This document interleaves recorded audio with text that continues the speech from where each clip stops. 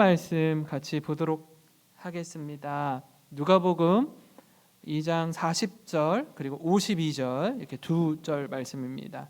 누가복음 2장 40절과 52절 말씀인데요. 우리 한 목소리로 함께 같이 읽으면 좋겠습니다. 먼저 40절부터 함께 읽겠습니다. 누가복음 2장입니다. 시작. 아기가 자라며 강하여지고 지혜가 충만하며 하나님의 은혜가 그의 위에 있더라. 아멘. 52절입니다. 52절 같이 읽겠습니다. 시작. 예수는 지혜와 키가 자라가며 하나님과 사람에게 더욱 사랑스러워 가시더라. 아멘. 아멘. 네. 2004년 2월 4일 마크 저커버그가 자기 하버드 대학교 동문 친구와 함께 페이스북을 개설했습니다. 이게 놀랍도록 이렇게 확산되기 시작해서 작년 기준으로요, 전 세계에 28억 명의 사람들이 페이스북을 사용하고 있습니다. 전 세계 인구를 79억으로 보는데요. 79억 중에 28억이면 3명 중에 한 사람이 페이스북을 사용한다라는 걸 의미합니다. 처음 이게 개설되었을 때 수많은 사람들에게 굉장한 혁신을 불러일으켰습니다. 인간 관계의 범위가 놀라울 정도로 넓게 형성되었기 때문입니다. 내가 아는 친구들, 또 전화번호에 입력된 사람들이 막 곳곳에 계속 뜨기 시작하는 거예요. 그 사람들이 어떻게 지내는지, 어떤 상황 속에 있는지 굉장히 쉽게 접근해서 알 수 있고, 그 친구의 친구들 관계까지 다 접근이 가능하고 어떻게 지내는지 알 수 있는 가히 아주 놀라운 네트워크가 형성되고 혁신이었습니다. 그런데 그 외에 여러 가지 비슷한 SNS들이 많이 생겨나기 시작했고요. 지금 페이스북이나 인스타나 또 여러 SNS를 살펴보면은 이제는 그런 서로의 안부를 주고받고 하는 내용들도 물론 포함되어 있지만, 누가 더 잘 사는지, 누가 더 행복한지, 누가 더 좋은 옷 입고 좋은 차 타고 다니는지, 그걸 이렇게 자랑하기에, 또 자신이 이렇게 잘 지내고 있다라는 걸 보여주기에 급급한 세상으로 좀 전락해 버렸습니다. 그래서 좀 이제 허세가 난무하게 되고요. 중국 같은 데서는 좋은 차나 좋은 집에 살 수 없다 보니까 20대 여성들이 돈을 얼마를 주면은 호텔이나 차 앞에서나 사진을 찍을 수 있어요. 내 차인 것처럼, 내가 사는 집인 것처럼. 그래서 올리는 겁니다. 이렇게 가질 수 없으니 앞에서 사진이라도 하나 찍어보자 하고 이 허세가 난무하게 되었습니다. 그러다 보니까 내가 누구보다도 잘 지내고 있다, 잘 살고 있다라는 그런 것처럼 보이는 모습을 경쟁적으로 찍어서 올리기 시작합니다. 성도 여러분, 혹시 여러분이 나름 잘 산다고 또 행복하다고 사람들에게 표현하면서도 뒤돌아서 집으로 돌아가면 마음은 공허하기 짝이 없고 여전한 외로움 가운데 지내고 계시진 않습니까? 여러분, 어디에 더 마음을 두고 있습니까? 사람들이 인정해주고 좋아요 한번 눌러주는 사람의 시선입니까? 아니면 하나님의 시선입니까? 이 질문에 답하기에 앞서서요, 정말 하나님이 우리에게 원하시는 삶이 무엇일까? 그리고 하나님을 기쁘시게 하는 삶이 무엇일까? 한번 살폈으면 좋겠습니다. 이제 성탄이 6일 앞으로 다가왔는데요, 오늘 이 시간 예수님의 어린 시절을 좀 통해서 우리 삶을 좀 살펴보고 주님과 동행하는 삶을 살아가시기를 주님의 이름으로 축복합니다. 오늘 말씀은 예수님의 어린 시절을 좀 담아내고 있는데요, 특별히 40절과 52절을 읽었습니다. 그 사이에 말씀이 기록되어 있지 않겠습니까? 예수님이 12살 때 나사렛에 살고 있던 예수님이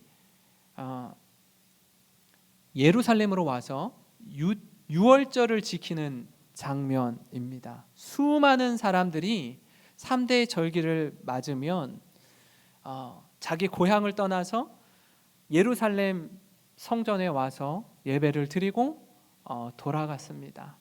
그때가 12살입니다. 유대인들은요 13살에 성인식을 치렀습니다. 그들의 전통이었고요. 우리나라는 몇 살이죠? 우리나라는 이전에 만 19세, 만 20세였는데 그러니까 21살 때에 성인식을 치렀는데 지금은 만 19세, 20살 때 성년식을 치릅니다.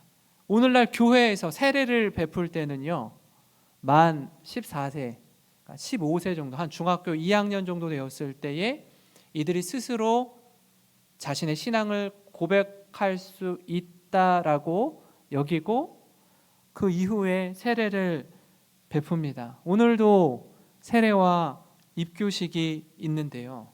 이제는 부모님의 보호 아래 머물다가 어엿한 성인으로 내 신앙을 하나님과 사람 앞에서 이렇게 고백합니다 하는 예식, 그리고 내가 예수 그리스도의 은혜가 아니면 죽을 수밖에 없는 죄인입니다를 모든 사람 앞에서 공적으로 인정하는 예식이 세례식입니다. 오늘 예수님이 이 어린 시절을 담고 있는 이 두 구절 말씀을 통해서 함께 좀 깨닫는 두 가지를 좀 나누고자 하는데요. 그 첫 번째는 뭐냐면 예수님은 하나님의 은혜 속에 성장했다라는 겁니다. 이게 왜 중요하냐면 40절 한번 보시면요. 아기가 자라며 강하여지고 지혜가 충만하며 하나님의 은혜가 그의 위에 있더라, 이렇게 말씀하고 있습니다. 아기가 시간이 지나면 지날수록 성장할 뿐 아니라 건강하게 성장하는 겁니다. 그리고 하나님께서 주시는 지혜로 충만하고 은혜가 그의 위에 있었다, 이렇게 말씀하고 있습니다. 제가 이 말씀을 묵상하면서 이런 기도를 드렸습니다. 하나님, 우리 자녀들이 예수님의 어린 시절처럼 시간이 지나면 지날수록 영육간에 강건하게 자라게 하시고 하나님께서 위로부터 주시는 그 은혜를, 지혜를 충만하게 하여 주시옵소서. 그래서 우리 아이들이 영적으로, 정서적으로, 지적으로, 신체적인 영역에서 전인적으로 성장하기를 소망합니다. 내년도에 우리 주일학교가 유치부에서 청년부에 이르기까지 좀 이렇게 전체적으로 체계를 잡고 기초를 잡아서 아이들의 전인적인 신앙교육을 가르칠 예정입니다. 교사 세미나 때도 말씀을 드릴 거고요. 또 1월 첫 주일에 이 2부 예배를 마치고 나서 전체 교사들을 대상으로 교육을 하게 됩니다. 그 시간을 통해서 아이들 한 명 한 명을 믿음 안에서 내실 있게 잘 세우는 일에 좀 힘을 쏟을 것입니다. 그래서 교회가 물론 잘 갖추어지고 준비된 교육관이 있거나 아이들의 환경들이 잘 조성되면 너무 좋지만 그럴 수 없는 지금 상황에서 또 아이들이 점점점 줄어들고 있는 이때에 한 명 한 명이 너무나 소중하고 귀한 줄 알고 그 아이들이 먼저 바른 믿음 안에서 영적으로 잘 성장할 수 있도록 교사들은 가르치는 일에 온몸을 던져 헌신할 것입니다. 이와 함께 우리 부모님들은요, 우리 아이들이 세상의 그 어떤 것보다도 하나님의 말씀을 가치 있게 여기고 믿음과 생활에 가장 귀한 인생의 표준이고 기준임을 깨달아서 다른 것 다 놓치고 잃어버리더라도 하나님 말씀 붙드는 인생으로 살아가도록 그렇게 우리가 자녀를 기도로 양육하고 믿음 안에서 세워가는 우리 교회가 되기를 간절히 소망합니다. 그래서 이 부모 세대의 믿음이 우리 7, 80대 계신 분들은요, 그 자녀 세대가 제 또래예요. 제 또래 3, 40대 저에게까지 계승이 되어서 저희는 또 그 바통을 이어받아서 우리 자녀 세대, 지금 0세에서 20세 사이에 있는 우리 자녀 세대에게 믿음의 3대까지 신앙이 잘 계승되는 이 사명 감당하는 교회, 믿음의 공동체가 되기를 소망합니다. 여러분, 한번 생각해 볼까요? 처음 자녀를 잉태하고 아기를 가졌을 때 어떤 마음이 들던가요? 하나님, 이 아이에게 태중에 있지만 제가 이 아이를 말씀으로 잘 먹이겠습니다. 어린이 성경을 펼쳐놓고 성경 말씀을 읽기도 하고요. 이 아이 배를 붙잡고 태중에 있는 아기를 위해서 뜨겁게 기도하기도 하고요. 예배를 사모하고 좋은 거 들려준다고 클래식도 듣고 하나님 주신 선물 귀하게 잘 양육하겠습니다. 그렇게 태교를 하지 않았습니까? 뱃속에서 나와서 아이를 키우는데 세상에서 키우다 보니 이 치열한 경쟁 사회 속에 말씀대로 키우겠다고 하는 그 마음들이 점점점 희석되기 시작하는 거예요. 더 많이 공부시켜야 되고, 더 좋은 학교 보내야 되고, 또 남들 부러워하는 직장에 들어가야 하고, 막 정신없이 쫓아다니는 겁니다. 그래서 결국 신앙은요, 우선순위에서 한참 밀려나 버려 있어요. 또 어떤 분은요, 모든 것 다 얻었는데, 모든 것 다 얻고 우리 아이 신앙을 잃어버리는 경우가 있지 않습니까? 뒤돌아보니까 마음이 너무 아픈 겁니다. 무엇을 위해, 누구를 위해 달려왔는지 너무 허탈하고 마음이 허전해요. 하나님이 어떻게 합니까? 이 자녀 어떻게 해야 되겠습니까? 그렇기에 이 어려운 시대에 우리에게 하나님의 은혜가 더욱 필요합니다. 하나님께서 부어주시는 특별한 은혜가 필요한 시대인 줄 믿습니다. 이 험한 세상 속에 부모된 우리가 우리 자녀들을요 24시간 늘 따라다니면서 보호해 줄 수가 없습니다. 품 안의 자식이어도요 언젠간 놓아야 할 때가 옵니다. 12살 되던 해에 예수님이 6월절에 친인척 가족들과 함께 예루살렘에 갔다가 돌아가는 길에 하룻길을 돌아갔는데 예수가 안 보이는 거예요.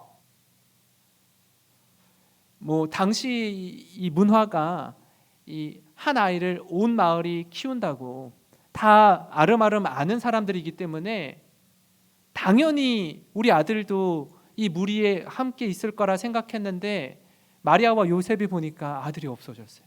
어떻게 하죠? 다시 돌아가요. 하룻길을 다시 돌아갑니다. 그리고 곳곳을 찾는데 보이질 않아요.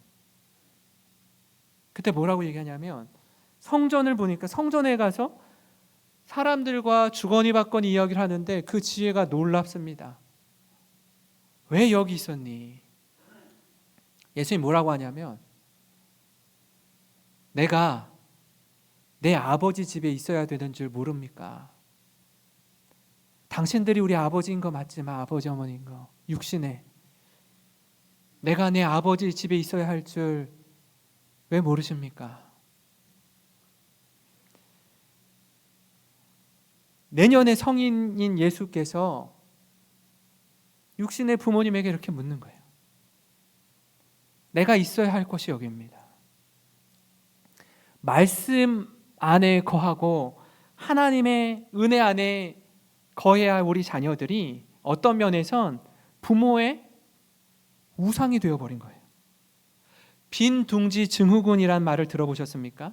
자녀들이 성장해서요 이제 부모님의 곁을 떠난 시기에 중년의 부모님들이 느끼는 허전한 심리를 빈둥지 증후군이라고 합니다. 부모들이요, 아이를 위해서라면 기러기 아빠를 자처합니다. 번 모든 것을 아이를 위해서 아낌없이 희생하고 다 사용합니다. 근데 이 아이가 독립해서 집을 떠나고 결혼해서 가정을 이룹니다. 근데 이게 너무 힘이 드는 거예요. 그걸 인정하고 용납해 주어야 하는데 아이에게 올인했더니 이 아이가 떠나는 빈자리가 너무 크게 느껴지는 겁니다. 우리가 아이를 데리고 있는 시간 얼마 되지 않습니다. 그동안에 아이에게 부모님이 믿는 하나님, 그 하나님으로 다가오는 게 아니라 이 도마가 나중에 부활하신 예수님을 다시 만나고 손에 난 못자국과 허리에 난 창자국을 만지면서 뭐라고 얘기하냐면 정말 주님은 나의 주님이시요 나의 하나님이십니다 라고 고백하거든요. 그러니까 부모님의 하나님으로 기억되지 않고 나의 주님이요 나의 하나님으로 우리 아이들이 신앙 고백할 수 있도록 그렇게 아이들을 믿음 안에서 잘 양육하는 우리가 되기를 소망합니다. 그런가 하면 예수님은요, 지혜와 키가 자랄 뿐 아니라 하나님과 사람에게 사랑받으며 성장했다는 걸 우리가 볼 수 있는데요. 52절 말씀입니다. 예수는 지혜와 키가 자라가며 하나님과 사람에게 더욱 사랑스러워 가시더라. 그 예수님의 어린 시절을 가장 잘 담아내고 있는 40절과 52절 말씀입니다. 저는요, 이 말씀 보면서 우리 아이도 하나님과 사람에게 사랑받으며 자라면 참 좋겠다 하는 생각을 했습니다. 얼마나 귀한 말씀입니까? 저의 그 중고등학생 때 막 뜨거웠던 그런 시절이 있었는데요. 그때 이런 생각을 했어요. 하나님 앞에서 부끄럽지 않은 신앙생활을 하면 된다라고 생각했습니다. 아마 그리스도인이라면 가장 중요하게 여기는 가치고 우리 신앙의 본 모습이기도 합니다. 근데요, 이 하나님 앞에서 부끄러움 없이 산다라는 이 삶이요, 사회생활을 하고 사람들과 복잡한 관계 속에 지내다 보면은 이게 좀 지키기가 어려울 때가 제법 많이 있습니다. 심적으로는 알아요. 어떻게 말씀을 통해서 우리가 붙잡아야 할 본질이 무엇인지 잘 압니다. 그런데 이런저런 이유와 사정 때문에 말씀이 희석되고 적당히 타협하고 좋은 게 좋은 거라는 식으로 흘러가 버리는 거예요. 사람들이 이렇게 이야기합니다. 지금 당장이 중요하다고. 사람들의 시선, 평가 너무나 중요한데 분위기 흐리지 말고 이 사회생활 당신 잘하려면 하나님의 시선은 일단 뒤로 접어두고 사람들 앞에서 좀 잘 보이라고. 그게 앞서다 보니까 하나님 앞에서 정직하고 신실하고 부끄럽지 않게 살고자 하는 마음들은 점점점 뒤로 밀려나는 겁니다. 지금 당장 내 눈앞에 펼쳐진 현실이 더 중요하다고 생각하기 때문에 그렇습니다. 여러분은 어떠십니까? 하나님을 향한 신뢰와 사람의 시선, 이 두 갈래 길에서 어떤 길을 택하고 있습니까? 아시는 것처럼 하나님 말씀에 순종하는 것이 맞습니다. 그 우선순위에서 밀리면 안 됩니다. 근데 또 한편으로는요, 내가 하나님을 선택했으니 사람들이 내게 뭐라고 해도 상관없다, 난 관계없다, 선택한 이후에 일어나는 모든 건 우리 주님이 책임져 주셔야 한다는 식의 논리는 한 번 더 좀 더 생각해 보아야 합니다. 물론 우리 안에 이런 마음이 있어야 됩니다. 하나님, 제가 주님을 선택했습니다. 주님의 길에 서겠습니다. 그렇기에 일어나는 어떤 결과에도 제 순종하겠습니다. 이 마음이 우리에게 있어야 돼요.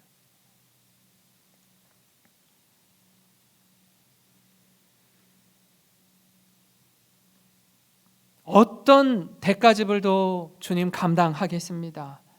두려워하지 않겠습니다. 이 마음으로 나아가야 합니다. 그러나 한편으로는요, 우리가 예수님의 모습을 통해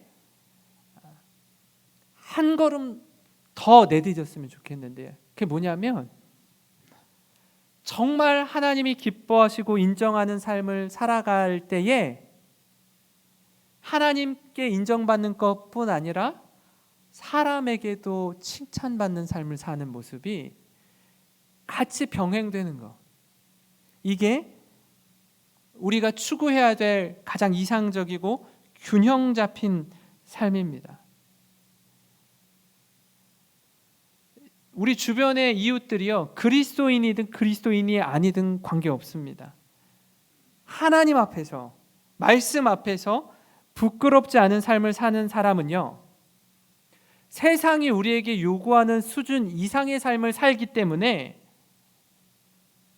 모두에게 공의, 인정받고 존중받는 삶으로 나타나기 때문에 그렇습니다.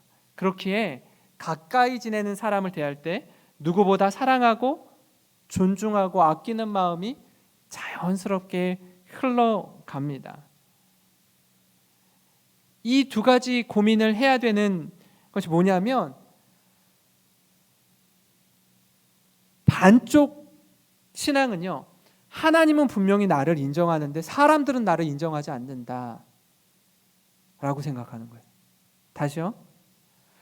하나님만 나를 받아주고 인정하면 돼. 사람들이 내게 뭐라고 하든 난 아무 상관없어. 요거는 혹 반쪽짜리 신앙일 수 있다라는 겁니다. 왜냐하면 하나님 마음에 합한 자로 살아갈 때 주변에 선한 영향을 미칠 뿐 아니라 나와 함께하는 공동체가 더욱 빛나기 때문입니다. 오늘 말씀처럼 예수님의 어린 시절을 담아내는 이 본문이 신약 말씀뿐 아니라 구약에도 동일하게 기록되어 있는 내용이 있는데요, 사무엘의 성장 과정을 이렇게 표현하고 있습니다. 사무엘상 2장 26절입니다.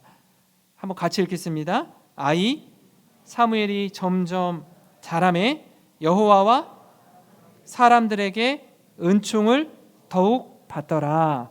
아멘. 예수님의 성장하는 모습과 같은 모습으로 기록되어 있습니다. 사랑스러워 가신다는 이 말씀과 은총을 더욱 받더라는 이 말씀은요, 동일한 뜻으로 이해할 수가 있습니다. 두 말씀 모두 하나님과 사람에게, 여호와와 사람들에게 사랑받고 은총받는 모습이 아주 인상적으로 보이는 거예요.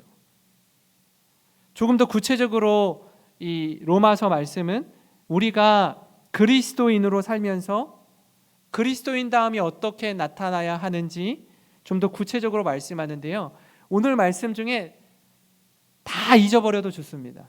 기억이 하나도 안 나도 괜찮아요.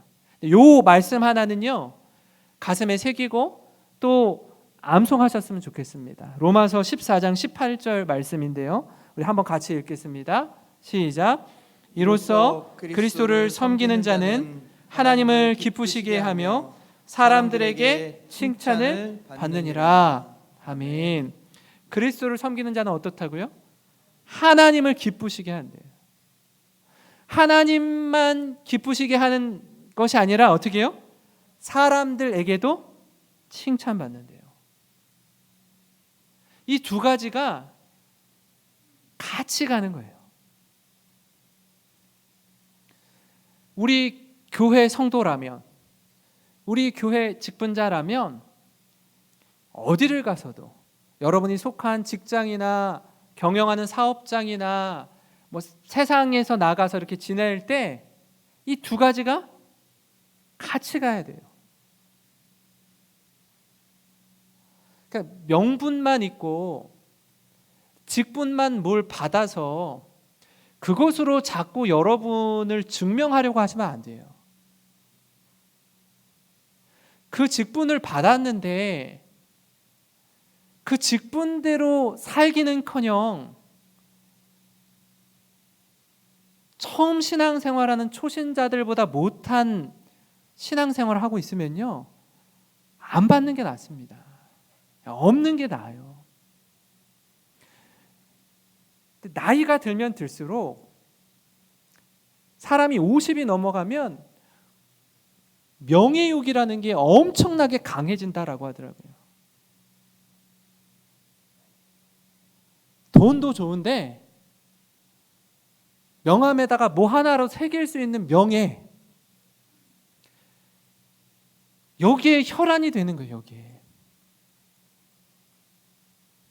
껍데기만 있는 거예요. 껍데기. 내용이 없어요. 알맹이는 쏙 빠져 있어요. 그 누구한테 보여주려고요? 우리가 정말 잡아야 할 것, 내가 예수 그리스도를 진정으로 섬기고 있습니까? 하나님의 기쁨이 될 뿐 아니라 사람들에게도 칭찬받기를 원합니다. 만약에 이 두 가지 경우를 같이 병행하는 게 가장 이상적이고 균형적인 삶인데 이 두 가지가 혹 충돌하는 때가 있습니까? 충돌할 때 무엇을 잡아야 하는지 갈라디아서에는 이렇게 말씀합니다. 1장 10절에 이제 내가 사람들에게 좋게 하랴 하나님께 좋게 하랴 사람들에게 기쁨을 구하랴 내가 지금까지 사람들의 기쁨을 구하였다면 그리스도의 종이 아니니라. 만약에 두 가지가 부딪히게 되는 경우가 발생하면 어떻게 해요? 사람의 기쁨을 선택하기보다 하나님의 기쁨이 되는 삶을 살겠습니다. 내가 만약에 사람의 눈에 잘 보이기 위해서 그들의 시선을 의식하고 그들의 평가를 두려워해서 사람 앞에서 살려고 한다면 난 더 이상 그리스도의 종이 아닙니다 라고 바울이 담대하게 말하는 겁니다. 이 선택이 그러면 하나님은 기쁘시고 나는 슬프고 하나님은 영광받고 나는 굉장히 초라해지는 상황에 빠지도록 하나님이 두시느냐? 그렇지 않다라는 거예요. 하나님의 기쁨이 되는 삶은, 말씀 앞에 순종하는 삶은 우리에게 더 없는 은혜의 삶으로 주님이 갚아주시고 채워주시는 줄 믿으시기 바랍니다. 그래서 이 성탄의 기쁨과 은혜를 기다리는 사랑하는 성도 여러분, 누구보다 우리 주님을 사랑하십니까? 그렇다면 그 마음이 이 성탄절에 우리 이웃들에게로 흘러 넘치기를 간절히 소망합니다. 그래서 그리스도를 섬기는 자는 하나님을 기쁘시게 할 뿐 아니라 사람들에게도 칭찬받는 축복의 통로로 쓰임받기를 주님의 이름으로 축원합니다.